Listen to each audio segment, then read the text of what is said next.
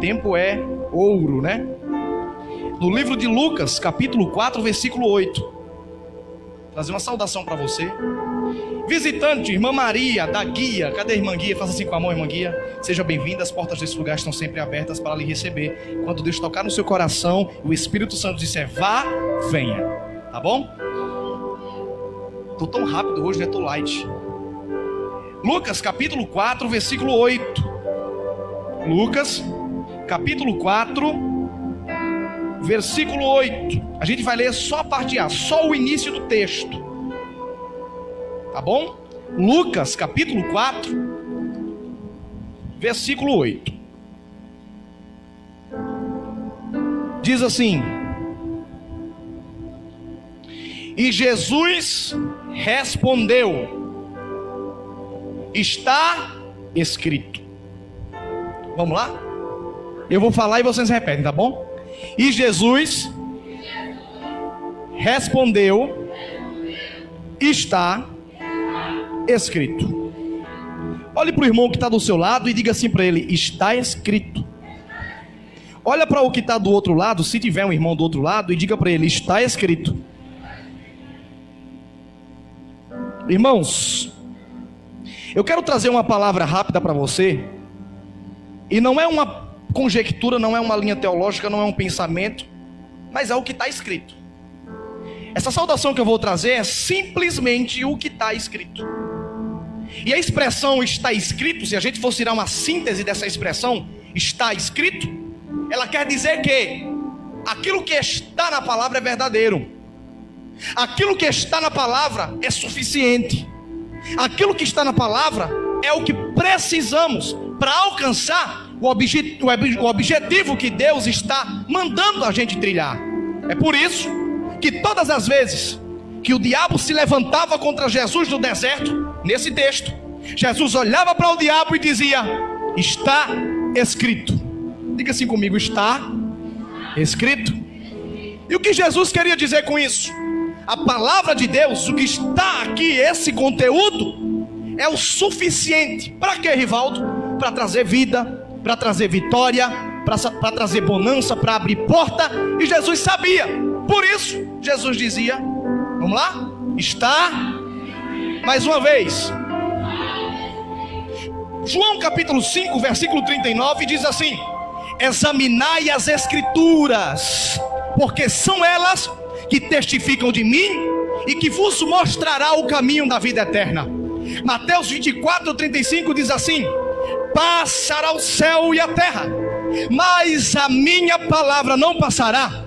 A palavra de Deus, ela é bênção para quem pratica, ela é vida para quem pratica, mas para quem não pratica, ela é maldição, ela é morte, ela é destruição. Rivaldo, é mentira que a palavra de Deus não é maldição. Eu provo para você na Bíblia, no livro, aleluia, de Mateus capítulo 7, versículo 24. Jesus vai falar uma parábola, a parábola do homem que construiu a casa na rocha. E Jesus vai dizer assim: todo aquele que ouvir a minha palavra, Mateus capítulo 7, versículo 24, todo aquele que ouve a minha palavra e pratica, eu semelhá-lo-ei a um homem que construiu a sua casa sobre a rocha. Veio a tempestade, veio o vento, veio a luta, mas a casa estava firmada sobre a rocha.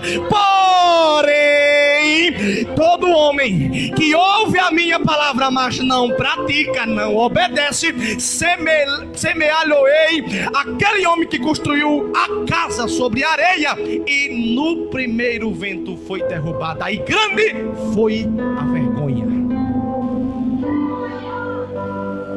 Diga assim: está escrito.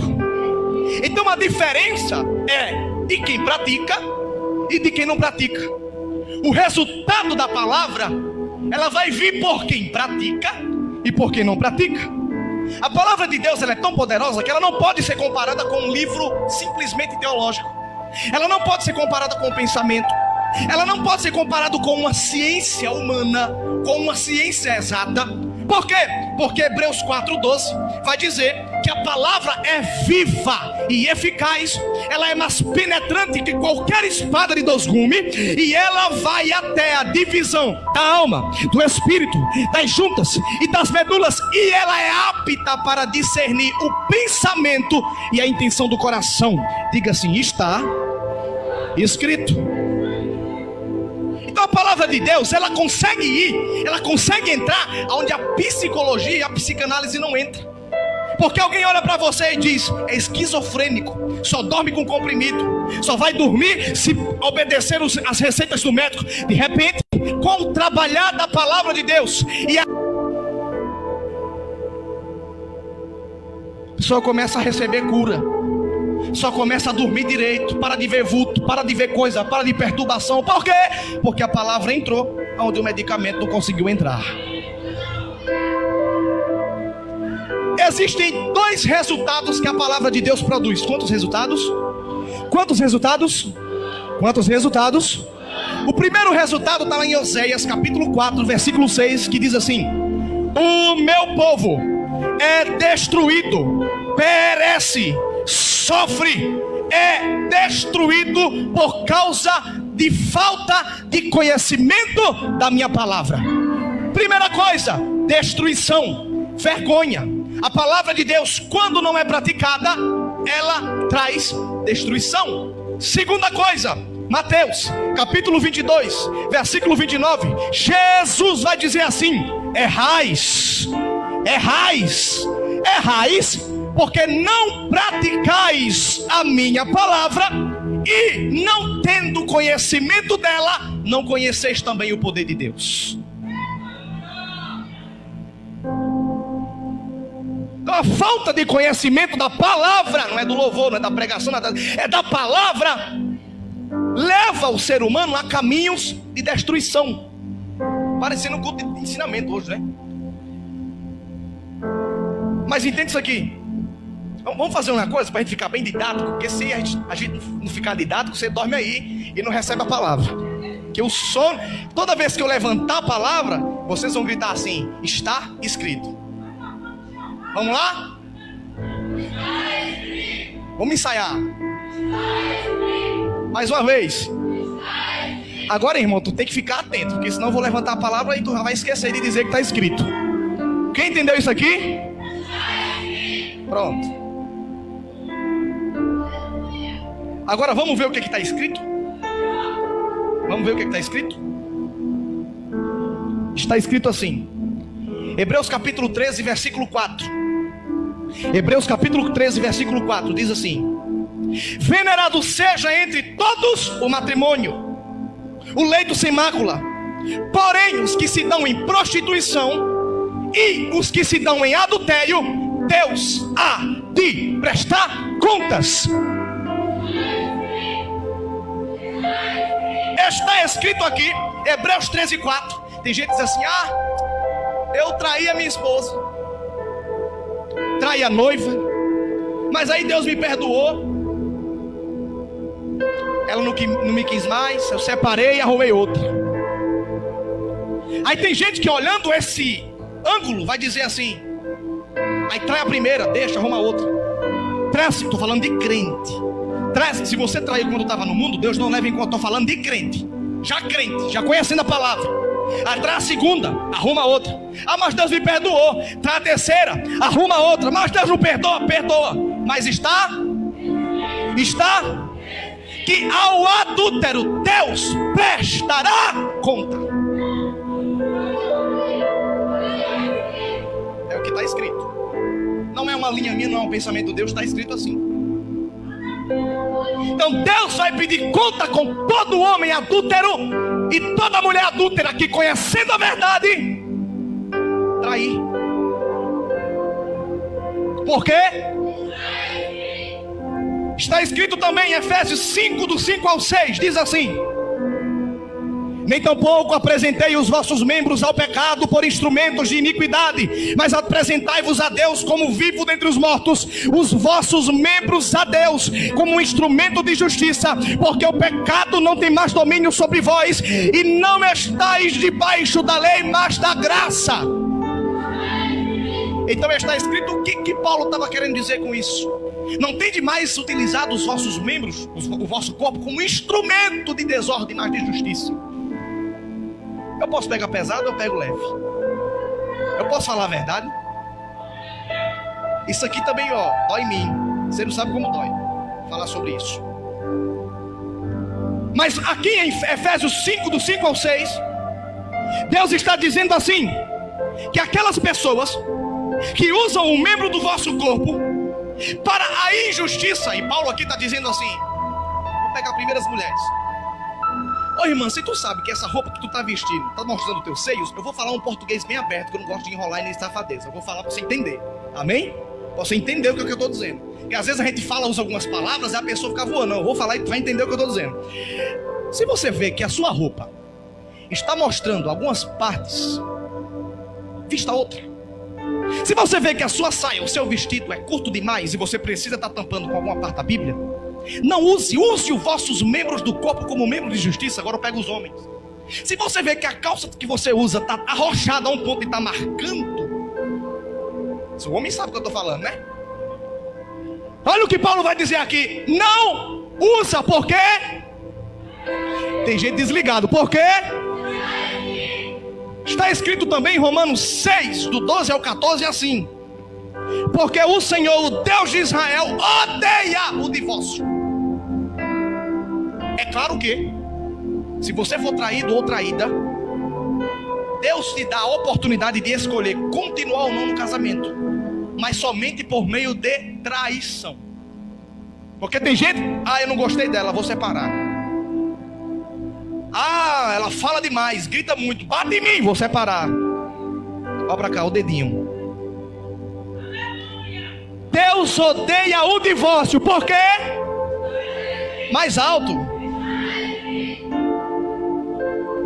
É por isso que antes de casar, conheça bem a pessoa que você vai casar, não é?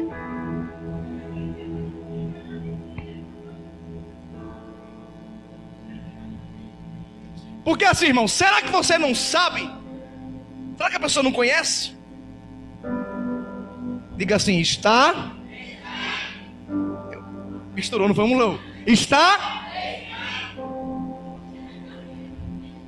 Está escrito também em Malaquias, capítulo 2, versículo 16, diz assim: aquele que encobre a violência com sua roupa, diz o Senhor dos Exércitos, e guardai-vos, portanto, o vosso espírito, e não seja desleais. Deus odeia gente falsa. Deus não gosta de pessoas que é uma coisa na frente e outra coisa por trás. Por quê? Acorda, irmão. Está escrito também 1 João capítulo 2, versículo 15, diz assim: não ameis o mundo, nem no que o mundo há. O amor do Pai não está no mundo. Porque tudo que há no mundo, a concupiscência da carne, dos olhos e a soberba da vida, não vem do Pai, mas do mundo. O mundo passa, sua concupiscência passa, mas a vontade daquele que faz o que o Pai mandar permanece para sempre. Paulo estava dizendo assim: tem 3 coisas fundamentais que corrompem o homem. Quantas coisas? Quando eu digo homem, serve para a mulher também, para os homens não ficarem magoados, é porque a gente resolve. Quantas coisas? A primeira é o poder. Cargo corrompe. A segunda, o dinheiro, a riqueza corrompe. A terceira, o sexo, a prostituição corrompe. 1 Coríntios 6,10 diz assim também: não erreis, nem os devassos, nem os idólatras, nem os adúlteros, nem os efeminados, nem os sodomitas, nem os ladrões, nem os avarentos, nem os bêbados, nem os maldizentes, nem os roubadores. Não sabeis que esses que praticam não herdarão o reino de Deus? Aí o que é ser amigo do mundo? Tem gente que é crente, mas gosta, ama estar em festa de ímpio, no meio da cachaça, no meio da bebida, no meio de droga. É crente. Mas eu tenho que ir, é da família. Jesus disse: olha, aquele que deixa pai e mãe por amor à minha palavra receberá 100 vezes mais. Por quê? Vamos lá, por quê? está escrito que estes não herdarão o reino de Deus. Diga assim para o irmão que está ao teu lado: está escrito assim. Está escrito também em Gálatas capítulo 5, versículo do 19 ao 21, diz assim: porque as obras da carne são adultério, fornicação, impureza, lascívia, idolatria, feitiçaria, inimizade, briga, emulação, ira, peleja, dissensão, heresia, inveja, homicídio, bebedice, glutonaria, coisas parecidas como estas. Eu já vos aviso: quem comete isso não herdará o reino de Deus. Está escrito assim.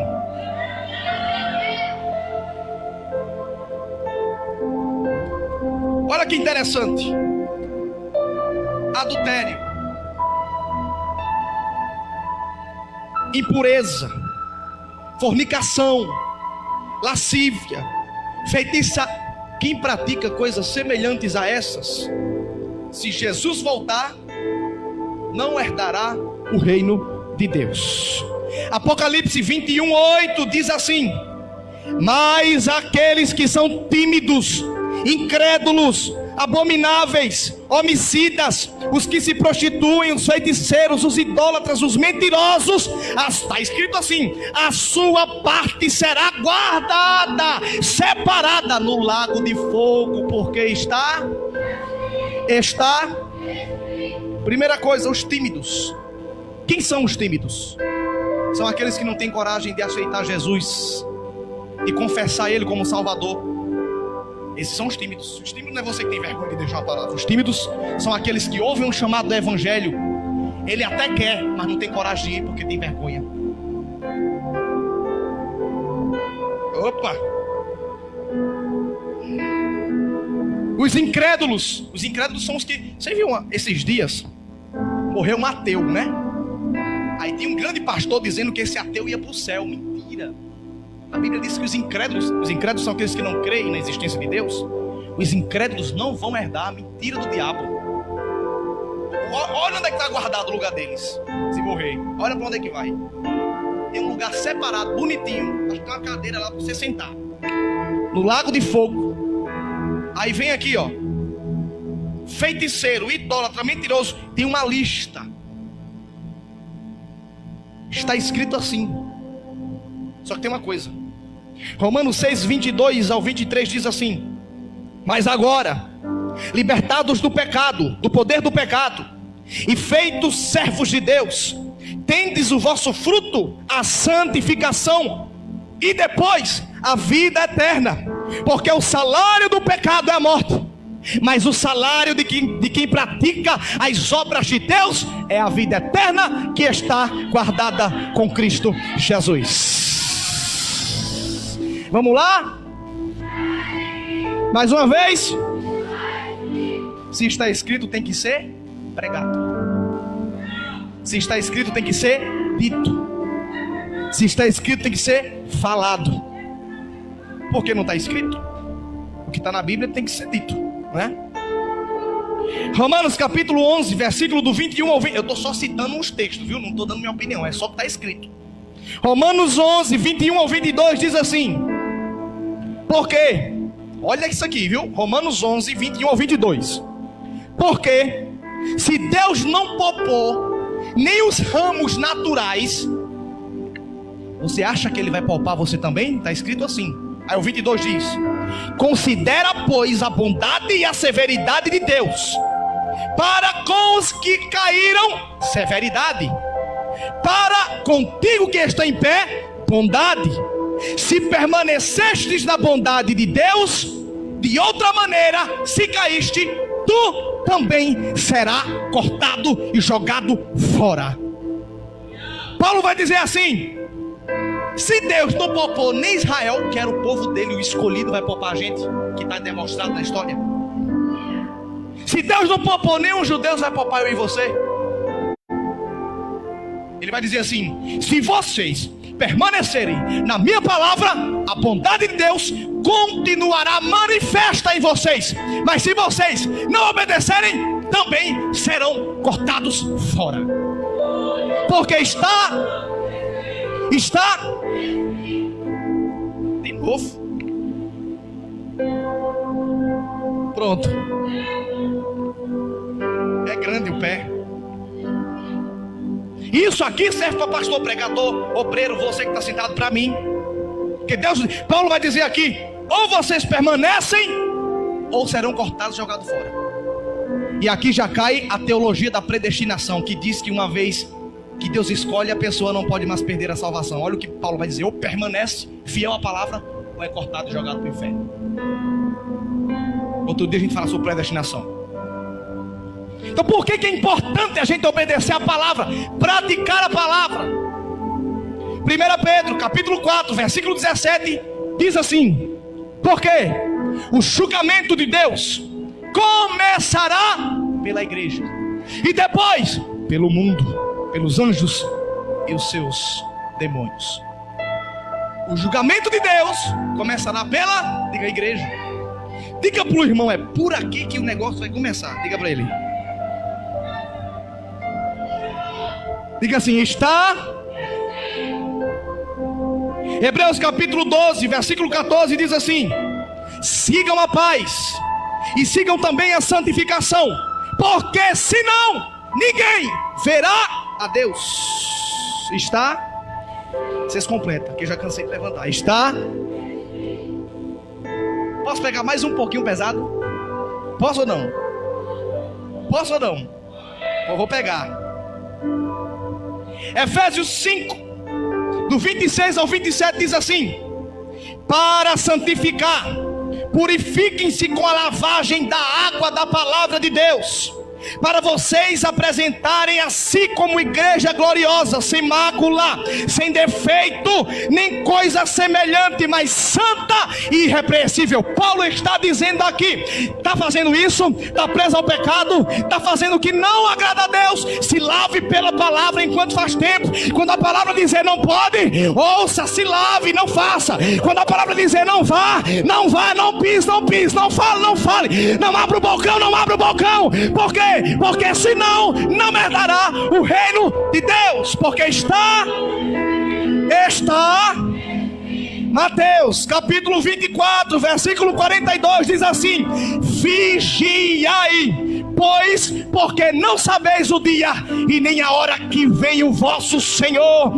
Mateus 24, 36 e 37 diz assim: mas aquele dia e aquela hora ninguém sabe, nem os anjos do céu sabem, mas apenas o Pai sabe. E como nos dias de Noé, assim será a volta do nosso Senhor. Irmãos, o que é os dias de Noé? A Bíblia vai dizer que nos dias de Noé dava-se em casamento, prostituição, a impureza tinha subido, o pecado estava acabando com tudo. Deus disse: do mesmo jeito que vai ser nesse dia de Noé, vai ser assim também. Virá o dilúvio e acabar com tudo. Porque está. Você sabe o poder que tem essa palavra, está escrito. Vamos lá, Apocalipse 3:11 diz assim: eis que venho sem demora, guarda o que tu tens, para que ninguém roube a tua coroa. Está escrito assim, 1 Coríntios capítulo 10 versículo 12: aquele que está em pé, cuidado, preste atenção para que não caia. Apocalipse 2:10 diz assim: nada temais das coisas que há de padecer, eis que o próprio diabo pegará alguns de vocês e colocará na prisão para ser tentado, e tereis tribulação, mas seja fiel até a morte, e o teu Deus te dará como recompensa a coroa da vida. Apocalipse 22:17 diz assim: o Espírito diz vem, a esposa diz vem, e todos os que ouvem diga venha, Maranata. E quem tem sede venha e tome de água, aleluia, perdão, e tome de graça da água da vida. Paulo estava, ou melhor, João me está dizendo: você está precisando dessa lavagem, você está precisando dessa limpeza. Então venha, tome coragem, tome uma atitude e receba de graça essa água que lava, que purifica, que renova, que transforma. Porque está... Estou terminando. Apocalipse 22:20 diz assim: aquele que testifica dessas coisas diz: certamente cedo venho. Apocalipse 22:20 diz: aquele que testifica dessas coisas, isto é, Jesus, ele diz: certamente cedo. Diga para o irmão que está do seu lado: ele está chegando aí. Diga para o outro: ele está vindo aí. Apocalipse. As cartas do Apocalipse tem uma coisa que eu acho interessante. Eu vou encerrar agora. Já são 8h15, né? Diz assim, ó: se você começar a analisar o mundo, se você começar a prestar atenção nas coisas que estão acontecendo aí fora, preste atenção. Começa a analisar. Vocês viram agora o massacre de uma escola em Suzano, uma cidade, né? Está cada vez normal. O cara entrar numa escola e matar todo mundo. Aconteceu isso no governo Dilma, aconteceu agora nesse governo. Como é que vai impedir? O pai que mata o filho, a mãe que mata a criança, o marido que mata a esposa. Se você começar a observar, se você começar a olhar aquilo que está acontecendo, você começar a analisar as coisas que estão ocorrendo aí fora, igreja, você vai perceber uma coisa: que o palco está pronto para a volta de Jesus. O palco está pronto para que Jesus venha. E ninguém tem que se preocupar com isso. Ninguém tem que ficar assustado com isso. Nem com o que está acontecendo, nem com a volta de Cristo. Porque a Bíblia diz que o anticristo...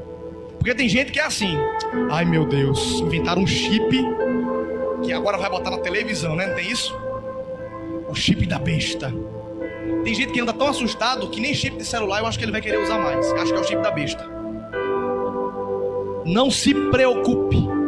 O anticristo só vai estabelecer o seu poder na terra depois. Olhe para cá, senão você vai perder a bênção. O anticristo, olhe para cá. O anticristo só vai estabelecer o poder dele na terra depois que a igreja estiver no céu. Porque enquanto a igreja estiver na terra, a Bíblia diz: as portas do inferno não vai prevalecer contra a sua vida. Você não entendeu? Senão você tinha dado um brado de glória. O diabo só pode estabelecer o trono dele aqui depois que a igreja subir. Porque enquanto a igreja estiver aqui, ele vai se aperrear. Ele vai se agoniar.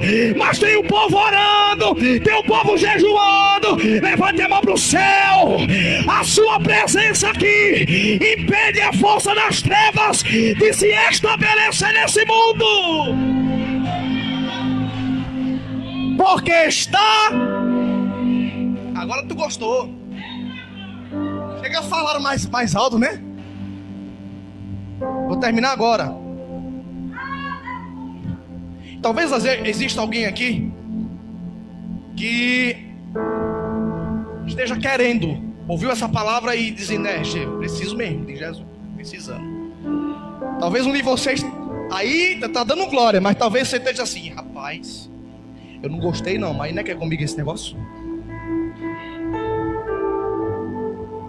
Talvez tenha, para tu ver como é que o pecado é miserável. Talvez tenha gente dizendo assim: quem foi falar da minha vida? Deixa o culto terminar que eu vou chamar Rivaldo. Diga assim pro irmão: é porque está escrito.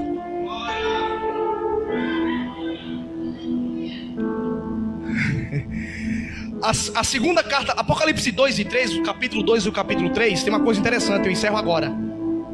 O capítulo 2 e o capítulo 3 de Apocalipse diz que ao que vencer, dar-te-ei a coroa mas é ao que vencer, não é ao que venceu. Ou seja, há uma luta todos os dias contra o pecado. Há uma luta todos os dias contra as forças espirituais das trevas. Não é o que venceu, é o que vencer. Então todo dia tem uma resenha para você combater, seja pecado ou seja ataque das trevas. E isso indica que a gente está diariamente em uma trajetória de luta. Todo dia, o dia todo. Entenda uma coisa: não pense que se você não lutar todos os dias contra a sua natureza pecaminosa e contra as forças espirituais do diabo, você vai para o céu. Não pense que sem lutar primeiro contra você, primeiro é contra eu, depois contra o diabo, aí pronto. Não pense que se você não lutar contra a sua natureza, contra aquilo que você quer fazer, você vai para o céu. Eu não estou dizendo que é fácil, não é isso que eu estou falando, mas o que eu quero dizer é que é essencial. A Bíblia exige isso, como a gente leu. A Bíblia exige isso. Aí eu encerro com Apocalipse 2:7. Apocalipse 2:7 diz assim: quem tem ouvidos, ouça o que o Espírito de Deus diz à igreja. Aí o versículo termina assim: ao que vencer, dar-lhe-ei de comer da árvore da vida que está no meio do paraíso de Deus. Porque vamos juntar a voz de todo mundo, vamos lá? Porque eu agradeço a minha oportunidade e o pastor Fábio segue o culto.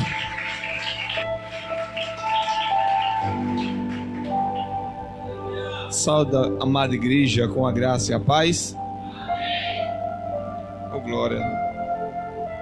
Estão notando alguma coisa diferente no pastor Fábio? Todo de sapato.